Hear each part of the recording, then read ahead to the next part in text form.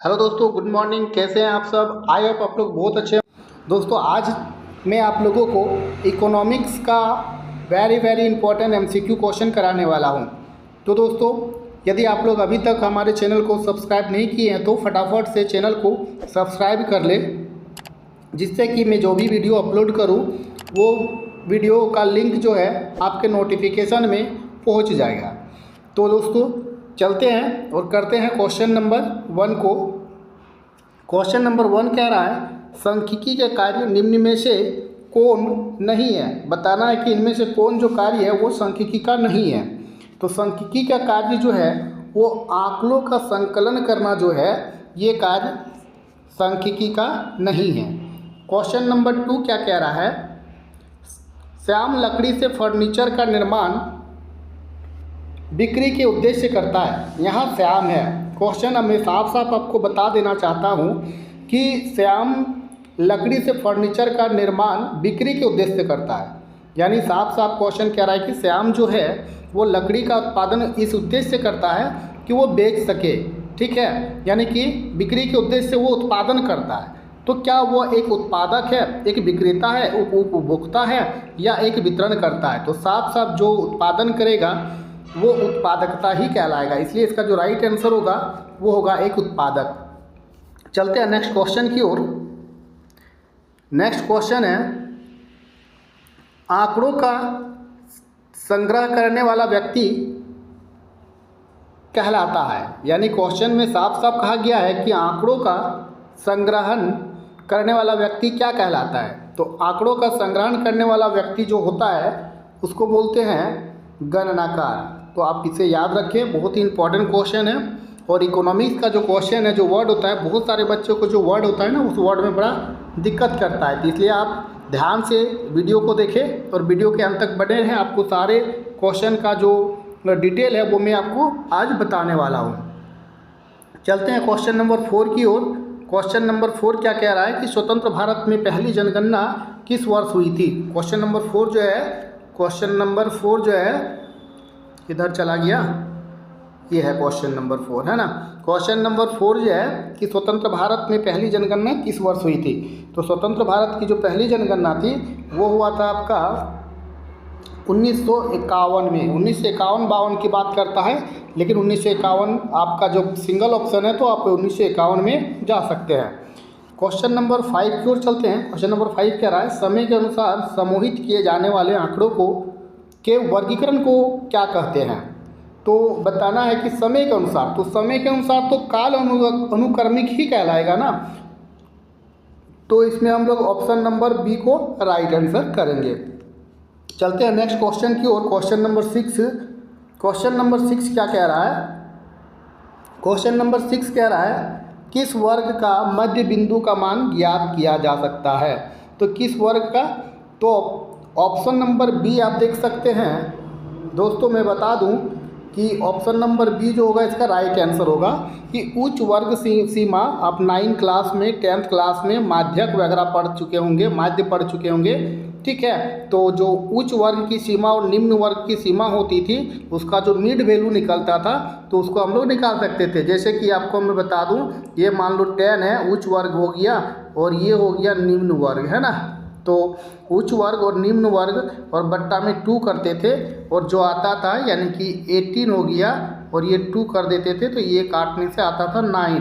तो इस तरह से हम लोग क्या करते थे कि उच्च वर्ग सीमा तथा निम्न वर्ग सीमा के बीच का जो औसत होता था वो निकल जाता था। तो 10 और 8 18, उसका एवरेज तो 9 ही होगा ना। तो इस तरह से हम लोग क्या करेंगे, उच्च वर्ग सीमा तथा निम्न वर्ग सीमा का औसत याद कर लेंगे। यानी कि साफ साफ आपका क्वेश्चन नंबर जो 6 है उसका बी नंबर राइट आंसर होगा। तो चलते हैं क्वेश्चन नंबर 7 की ओर। 7 क्या कह रहा है, पारास से क्या तात्पर्य, यानी पारास किसको बोलते हैं। दोस्तों, पारास क्या बोलते हैं कि जो भी नंबर आपको दिया है, जैसे कि 7, जैसे कि आपको मैं बता दूं कि यदि आपका दिया है 7, है ना, 6, 4, 2, तो इसमें क्या करना है, सबसे बड़ा वाला नंबर से सबसे छोटा वाला नंबर को माइनस कर देना है, और जो आंसर आएगा वही इसका पारास कहलाता है। माइनस कर देना यानी कि अधिकतम एवं न्यूनतम परीक्षणों के बीच का अंतर होता है। ऑप्शन नंबर बी आपका।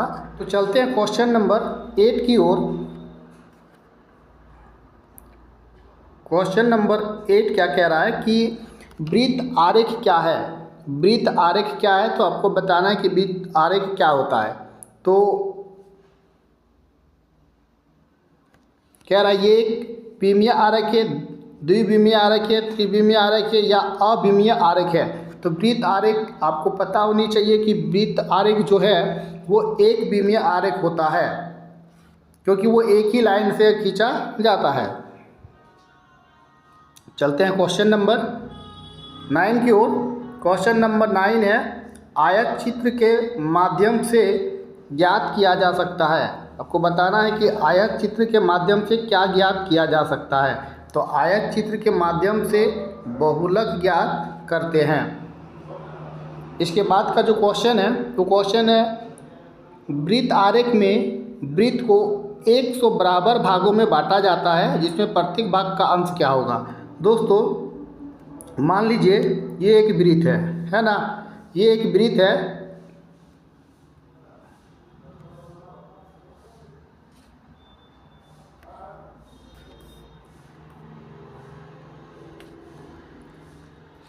ये वृत्त है और यह एक वृत्त है। तो ये कितने डिग्री का होता है, ये होता है 360 डिग्री का होता है ना, 360 डिग्री का होता है। तो इसको यदि हम लोग 360 करेंगे और 100 से इसको डिवाइड करते हैं तो ये कितना आएगा, ये आएगा हमारा 3.6, यही आएगा। तो इसका जो राइट आंसर होगा वो होगा 3.6 डिग्री, यानी कि ऑप्शन नंबर ए जो होगा इसका राइट आंसर होगा। क्वेश्चन नंबर चलते हैं 11 की ओर। क्वेश्चन नंबर 11 क्या कह रहा है, दिए गए आंकड़ों से बहुलक का मान ज्ञात करें। तो मेरे प्यारे दोस्तों, आप लोगों को पता होनी चाहिए जो बहुलक होता है ना, जो आवर्ती दिया हुआ है उस आवर्ती में यानी कि जो फ्रेक्वेंसी होता है उस जिसका सबसे ज़्यादा बार आवर्ती आया हुआ है वही उसका बहुलक कहलाता है। तो इस देख रहे हो 12, 15, 17, 19, 23, 26, 6, 8, 12, 26, 51, 53, 26, 52, यानी आप देख रहे हो कि 26 का जो आवर्ती वो बार बार आ रहा है। तो इसलिए इसका जो राइट आंसर होगा वो होगा 26। इसकी जो राइट आंसर होगा वो क्या होगा, 26 राइट आंसर होगा। चलते हैं क्वेश्चन नंबर 12 की ओर। क्वेश्चन नंबर 12 है, चतुर्थक वह मान है जो दिए हुए आंकड़ों को बांटती है। तो चतुर्थक यानी कि 4 भाग, चतुर्थक यानी कि 4 भाग, यानी 4 बराबर भागों में इसको बांटने का काम करता है। तो ये इसका right answer option number C होगा। चलते हैं क्वेश्चन नंबर 13 की ओर।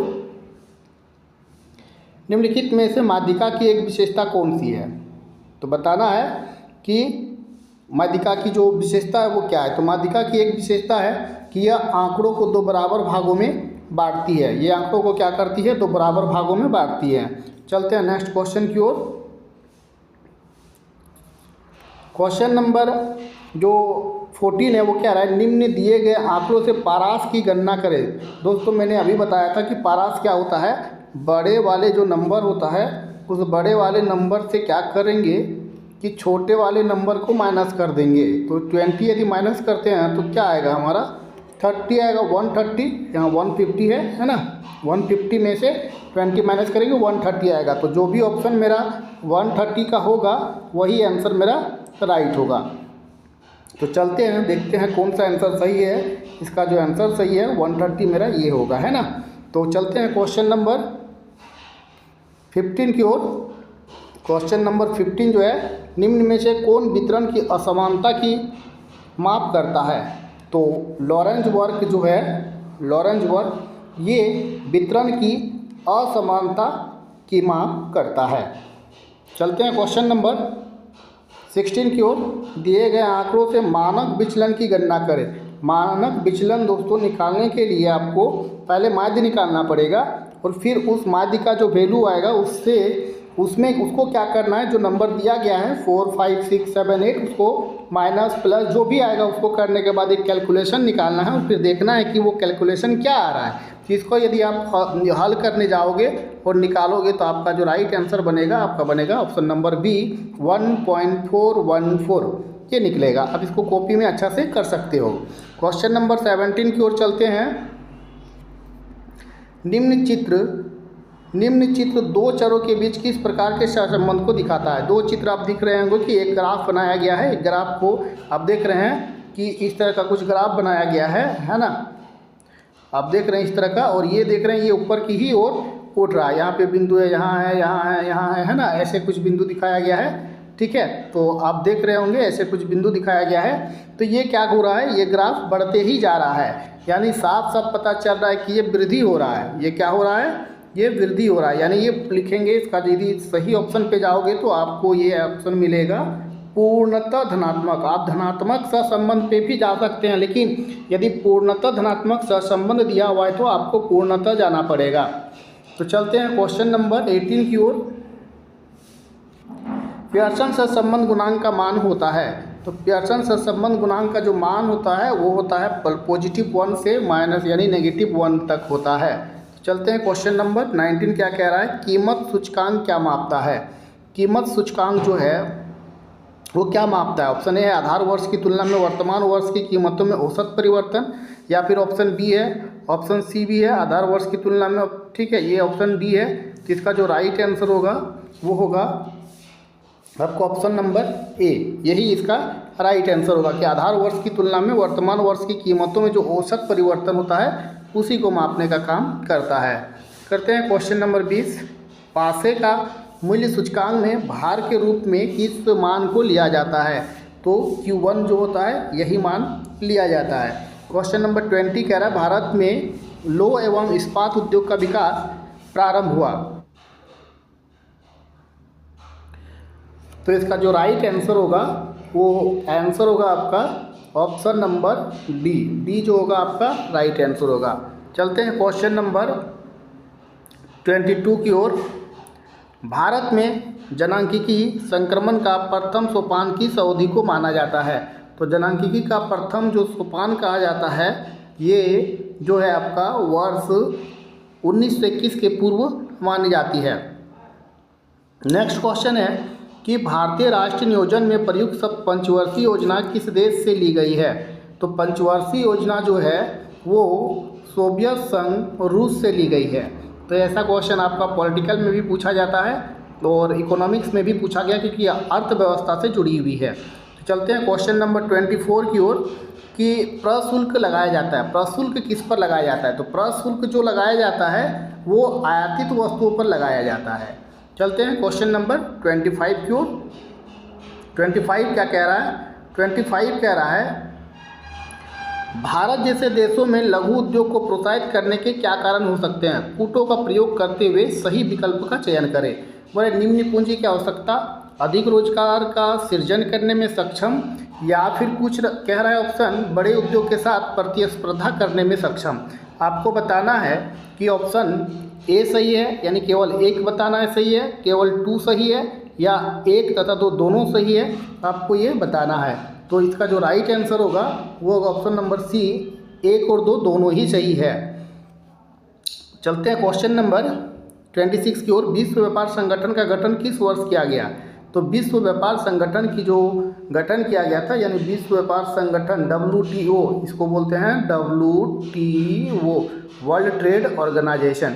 तो ये जो हुआ ये 1995 में किया गया था। चलते हैं क्वेश्चन नंबर 27 की ओर। नई आर्थिक नीति 1991 के 3 उपवर्ग कौन से हैं। तो नई आर्थिक नीति जो अपनाया गया था, क्वेश्चन कभी कभी ये भी पूछा जाता है कि नई आर्थिक नीति कब अपनाई गई। तो 1991 याद रखना है। और ये कह रहा है कि इसके तो 3 उपवर्ग है, वो कौन कौन से हैं। तो 3 उपवर्ग उदारीकरण, निजीकरण, वैश्वीकरण, तीनों ही है। तो ये इसका आंसर जो होगा वो सभी होगा। इसके बाद का जो क्वेश्चन है वो क्वेश्चन है आपका कि वर्तमान में सार्वजनिक क्षेत्र के लिए सुरक्षित उद्योग की संख्या कितनी है। तो उसका जो संख्या है वो है 3, वर्तमान में अभी 3 है। तो 28 क्लियर हुआ। 29 करते हैं। भारत सरकार ने शिक्षा का अधिकार अधिनियम को किस वर्ष लागू किया। तो भारत सरकार ने जो शिक्षा का अधिकार है ना, जो शिक्षा का अधिकार दिया है वो शिक्षा का अधिकार जो है ये हमारा 2009 में लागू किया गया। ठीक है, तो ये भी आप याद रखें। चलते हैं क्वेश्चन नंबर 30 की ओर। 30 है विश्व ज्ञान अर्थव्यवस्था के श्रेष्ठ प्रयोग करने वाला देश माना जाता है। तो ये जो है ये हमारा आयरलैंड है। तो चलते हैं क्वेश्चन नंबर 31 की ओर। मानव पूंजी के संदर्भ में निम्न कथन और कारण पर विचार करें। क्या है देखते हैं। कथन ए कह रहा है मानव पूंजी अदृश्य होती है। फिर कारण आर कह रहा है यह धारक के मस्तिष्क में रची बसी होती है। उक्त कथन और कारक के संबंध में कौन सा विकल्प सही है। अब ऑप्शन ए कह रहा है केवल ए सही है, केवल आर सही है, ए और आर दोनों ही सही है, आर ए की सही व्याख्या करता है। इसका जो ऑप्शन नंबर सी है वो बिल्कुल सही आंसर है। तो आप ऑप्शन नंबर सी को राइट करेंगे। क्वेश्चन नंबर 32 क्या कह रहा है ऑपरेशन फ्लड का संबंध किससे है। तो दोस्तों आपने पढ़ा होगा ऑपरेशन फ्लड का संबंध दूध उत्पादन से है, दूध उत्पादन से संबंधित है। तो चलते हैं क्वेश्चन नंबर 33 की ओर। 33 क्या कह रहा है पर्यावरण मित्र प्रौद्योगिकी का संबंध निम्न में से है, यानी किससे है।